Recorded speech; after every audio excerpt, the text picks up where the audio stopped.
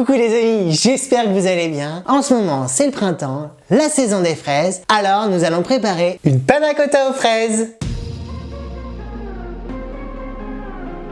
Pour cette recette, il nous faut 330 g de crème liquide, une gousse de vanille, 2 feuilles de gélatine, 55 g de sucre et bien sûr environ 15 fraises, ça nous fait 150 g. Tout d'abord, mettez la crème dans une casserole. Nous allons fendre la gousse de vanille en deux.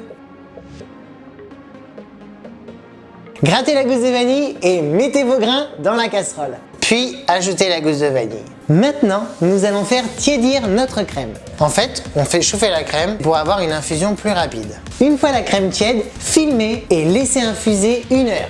A few moments later. Ça fait 45 minutes que la crème est en train d'infuser avec la gousse de vanille. Il lui reste donc 15 minutes. Ça tombe bien, c'est le temps qu'il nous faut pour réhydrater notre gélatine. Pour ce faire, mettez de l'eau froide dans une assiette creuse. Puis, mettez les feuilles de gélatine une par une. On va les laisser gonfler 15 à 20 minutes. Mais c'est pas 15 minutes à rien faire, non, non, non. Pendant ce temps, nous allons préparer notre coulis de fraises. Souvenez-vous, dans notre recette, nous avions 55 g de sucre. Mais pour notre coulis, nous avons besoin que de 15 g.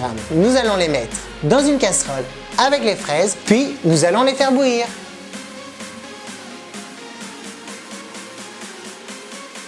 Une fois les fraises cuites, nous allons les verser dans un pichet et nous allons les mixer. Nous allons les mettre au frigo pour les faire refroidir. Ça y est, ça fait 1 heure, la vanille a infusé. Nous allons pouvoir rajouter le reste de notre sucre et faire bouillir le tout. Nous faisons une ébullition pour pasteuriser notre crème et faire fondre notre sucre. Il est temps maintenant d'égoutter notre gélatine et de la mettre dans notre casserole. Une fois notre gélatine fondue, retirez votre gousse de vanille et mixez. Nous allons chinoiser notre crème pour enlever les fibres de vanille qui auraient pu rester dedans. Chinoiser, ça veut dire quoi? Ça veut dire ça. Et voilà, il restait des fibres. Comme vous avez pu le voir, je les ai transvasés dans mes ramequins de présentation. Là, j'ai fait des panna cotta pour 2 gros gourmands. Mais vous pouvez largement les diviser pour 4 personnes.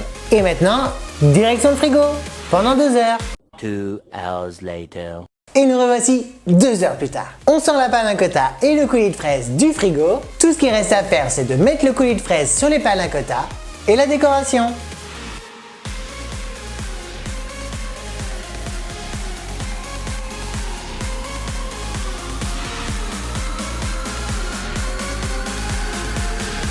J'ai ajouté des pommes coupées, une pousse de menthe du jardin et un peu de vanille séchée.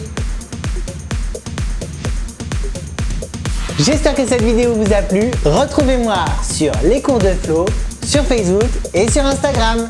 Et bon appétit!